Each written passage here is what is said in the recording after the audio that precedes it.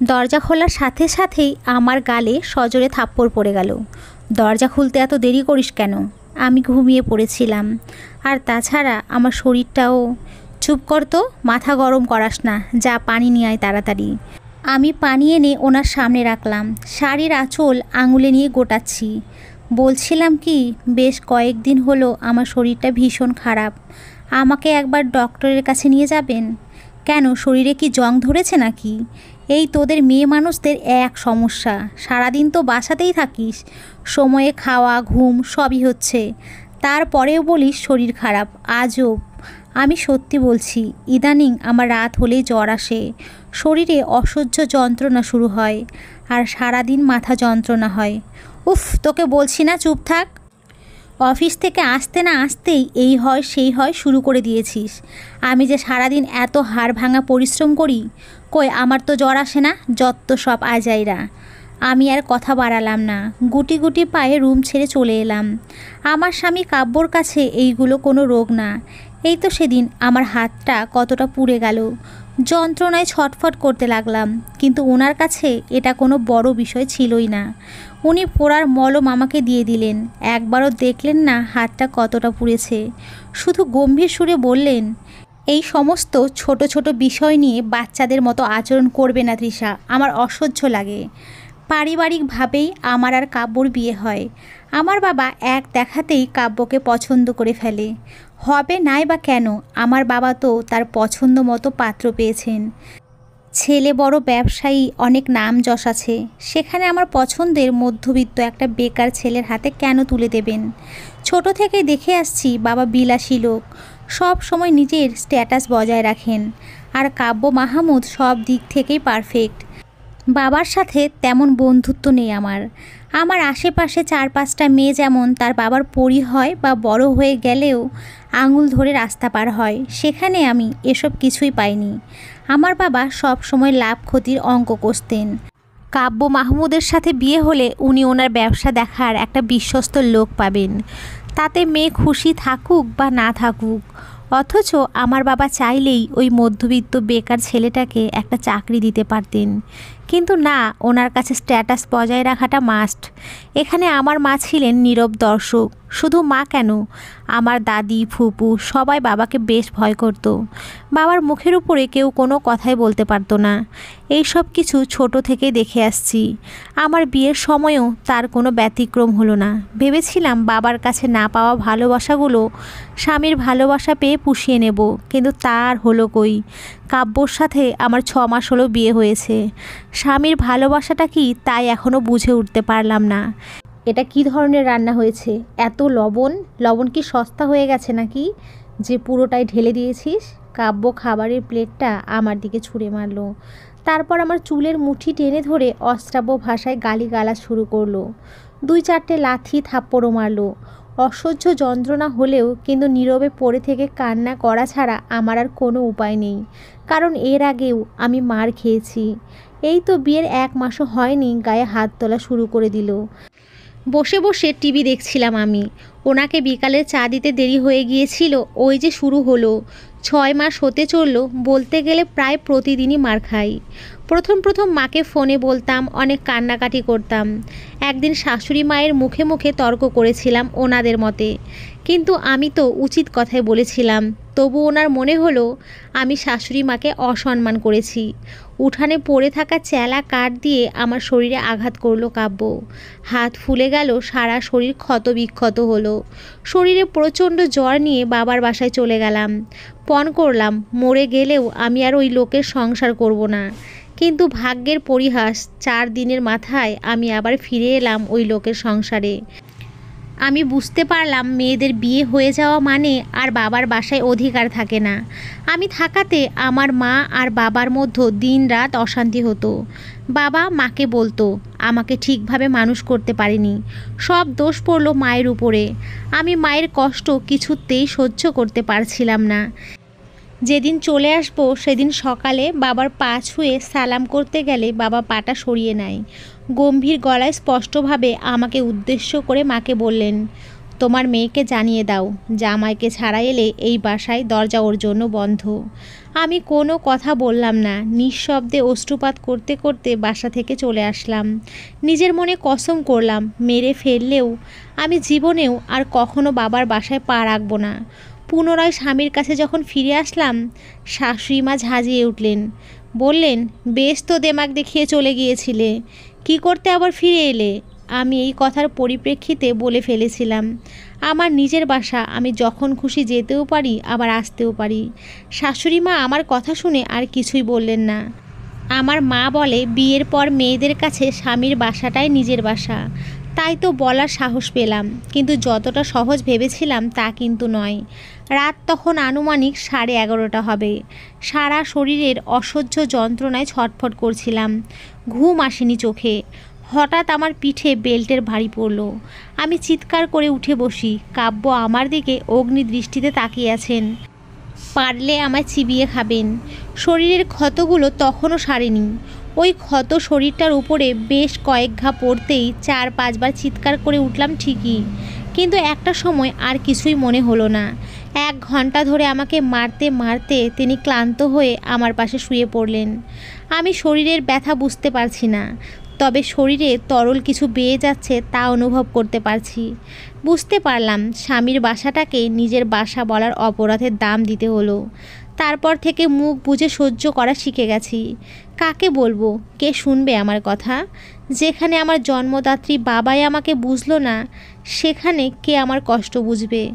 আজও খাবারে লবণের পরিমাণ বেশি হয়ে যাওয়ায় কাব্য অশ্রাব্য ভাষায় গালিগালাজ শুরু করলো। আমি তখনও চুপ করে মাথা নিচু করে রেখেছিলাম। থাপ্পড় লাথি মারলেও, যন্ত্রণায় ছটফট করতে থাকলেও মুখে কোনো রকম আওয়াজ করলাম না। নিঃশব্দে চোখের পানি ঝরাচ্ছি। মাঝরাতে ছাদে উঠে আসি। এই ছাদটাই যেন আমার কাছে শান্তির পরিবেশ, মুক্তির পরিবেশ। মাঝে মাঝে ইচ্ছা করে এই ছাদেই নিজেকে মুক্ত করে দেই, কিন্তু পরক্ষণেই ভাবি, মহান আল্লাহ তাআলা হয়তো আমার পরীক্ষা নিচ্ছেন। আমিও দেখতে চাই এই জীবনের পরিসমাপ্তি কোথায়। সকালে আমি দরজা খুলে অবাক হয়ে যাই, কারণ আমার সামনে বাবা দাঁড়িয়ে আছেন। বাবা আমাকে দেখে হাসছেন। যতই হোক আমার জন্মদাত্রী বাবা তো, আমি কি রাগ করে থাকতে পারলাম? ছলছল চোখে বাবা বলে ডাকলাম, আমার জামাই বাবা কোথায়? বাবার মুখে এমন কথা শুনে আমি আরও বেশি অবাক হলাম। আমি অনেক আশা করেছিলাম বাবা বলবে, কেমন আছিস মা? আমি কিছু বলতে যাওয়ার আগেই কাব্য চলে আসে। বাবা কাব্যর সাথে ভেতরে চলে যায়। আমি দরজা খুলে এখনও দাঁড়িয়ে আছি, ভাবছি এই বুঝি বাবা বলবেন, কেমন আছিস মা? কিন্তু বাবা যে এতক্ষণে তার জামাইকে নিয়ে ভেতরে চলে গেছেন তা বুঝতেই পারিনি। শাশুড়ি মায়ের ডাকে নাস্তা তৈরি করলাম, আমার বাবা আর স্বামীর কাছে নিয়ে আসলাম। ওনাদের কথোপকথন শুনেই বুঝলাম বাবা তো নিজের স্বার্থ ছাড়া এক পাও এগোয় না। নিজের প্রয়োজনেই এসেছেন। বুকের মধ্যে একরাশ কষ্ট নিয়ে সারা দিন পার করলাম। সন্ধ্যের দিকে সারা শরীরে কাঁপুনি দেয়। পচা গরমে যখন সবাই ঠান্ডা বাতাস খাচ্ছে, আমি তখন লেপের তলায় নিজেকে লুকোনোর চেষ্টা করছি। ইচ্ছে করছে আগুনের মধ্যে ঝাঁপ দিতে। আমার স্বামী আসতেই শাশুড়ি মা আমার নামে অভিযোগ করলেন। উনি কথাগুলো এত জোরে বলছিলেন যা আমার কানের ভেতরে ঢুকে মাথায় আঘাত করছিল। রাজরানী বিয়ে করেছিস তো, সারাদিন শুয়ে বসে কাটায়, আর আমি বৃদ্ধ বয়সে এখনও কামলা খাটুনি খাটি। আর চারপাশে দেখ, ছেলের বিয়ে দিয়ে সব আয়েশ করছে। আমার পোড়া কপাল। শুধুমাত্র রাতের রান্নাটাই ওনাকে করতে হয়েছিল বলেই উনি এত কথা শোনালেন। আর এদিকে সারা সকাল থেকে বাসার ধুলো ময়লা পরিষ্কার করা, মোছা, শুধু তাই নয়, 1000 খানেক জামা কাপড় পরিষ্কার করেছি। এগুলো আমার রোজকার কাজ। একটা কাপড় 3-4 বার করে ধুতে হয় আমার, শাশুড়ি মার পছন্দ না হলে। আমি জ্বরে গুটি গুটি মেরে শুয়ে কাঁপছি। কাব্য বেশ রাগ নিয়ে রুমে ঢোকে, তবে আমাকে লেপ কম্বল জড়িয়ে শুয়ে থাকতে দেখে কিছুটা নরম হলো। আমার কাছে এসে আমার কপালে হাত ছোঁয়ালো, তারপর একটা জ্বরের ঔষধ দিয়ে চলে গেল। এইভাবেই আমার 1 বছর পূরণ হলো। মায়ের কথা শুনে মারধর করতো, আবার ছোট ছোট কোনো বিষয় নিয়েও কথা শোনাতো। এভাবেই কাটছিল আমার জীবন। কিন্তু সেদিনের পর আমার সবকিছু হারিয়ে গেল। আমার স্বামী নেশা করত, প্রায় কোনো কোনো রাতে মদ খেয়ে গাড়ি চালিয়ে বাসায় ফিরতো। একদিন সারা রাতটা আমি জেগে কাটালাম, উনি বাসায় আসেননি। সকালে কল এলো, জানতে পারলাম উনি গাড়ি দুর্ঘটনায় আহত হয়েছেন, হসপিটালে ভর্তি করা হয়েছে। শোনা মাত্রই ছুটে চলে গেলাম। ডক্টর বলল আঘাতটা মাথায় বেশি হয়েছে, অনেক রক্তপাত হয়েছে, মাথার শিরা কেটে গেছে। দুঃখিত, আপনার স্বামীকে বাঁচানো গেল না। এটা শোনার সাথে সাথেই আমার পুরো পৃথিবীটা থমকে গেল। আমার চারিদিকে শুধুই অন্ধকার। যতই হোক স্বামী তো, ওনার প্রতি সম্মান ভালোবাসা আছে, কষ্ট তো হবেই। কাব্য মারা গেছে 1 মাস হতে চললো। এই 1 মাসে আমাকে আর মার খেতে হয়নি, কোনো অপমানও শুনতে হয়নি। স্বামী মারা যাওয়ার কষ্ট হলেও দিন শেষে আমি ভালো ছিলাম। 2 মাসের মাথায় আমার শাশুড়ি আমাকে তাড়িয়ে দিলেন। তার কারণ সেদিন সকালে আমি আমার শাশুড়ি মায়ের ওষুধ কিনতে দোকানে গিয়েছিলাম। ওষুধ কিনে এনে যখন বাসার দিকে পা চালাচ্ছিলাম, তখন খুব চেনা একটা কণ্ঠস্বরে থমকে দাঁড়ালাম। পেছনে ফিরে দেখি যেই মানুষটার হাত ছেড়ে দিয়েছিলাম পরিবারের কথা ভেবে আজ থেকে 1 বছর আগে, সেই মানুষটা আমার সামনে দাঁড়িয়ে। কেমন আছো তৃষা? প্রিয় মানুষটার প্রশ্নে বুকে তোলপাড় করা এক ঝড়ের সৃষ্টি হলো। তবু নিজেকে দমিয়ে রাখলাম।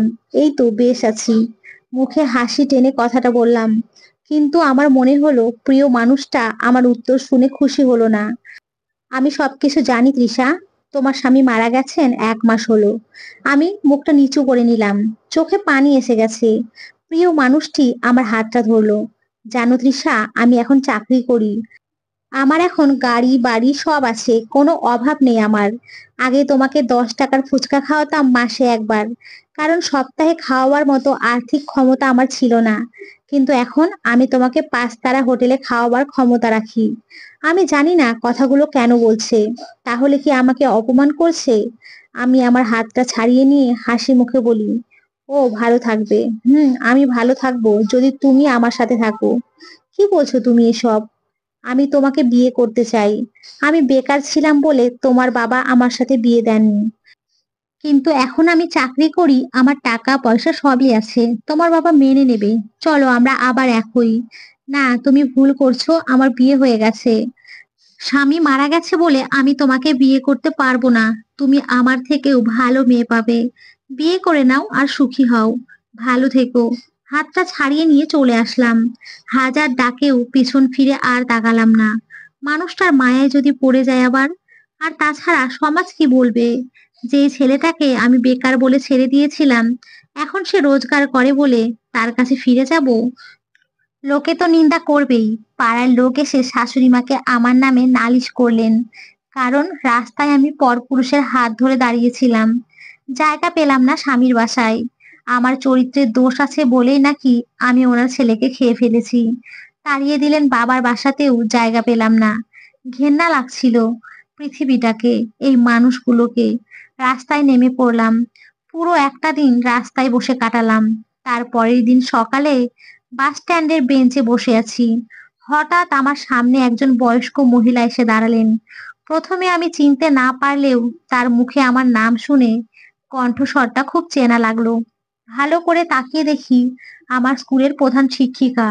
এখন হয়তো অবসরপ্রাপ্ত হয়ে গেছেন। আমাকে ওনার বাসায় নিয়ে গেলেন। আমার সব কথা শুনে আমাকে আশ্রয় দিলেন। ওনার ছেলে আর ছেলের বউ ওনার দায়িত্ব নেয়নি, তারা বিদেশে চলে গেছে। আমাকে পেয়ে তিনি জড়িয়ে ধরে সব কথা বললেন। ওনার কষ্টগুলো আর আমার কষ্টগুলো যেন এক হয়ে গেল। উনিও আমাকে পেয়ে খুশি হলেন, কারণ এই বয়সে ওনাকে কেউ দেখবেন। আর আমিও বাঁচলাম, আশ্রয় পেলাম। ওনার সাহায্যে আমি এখন স্কুলের টিচার হয়েছি।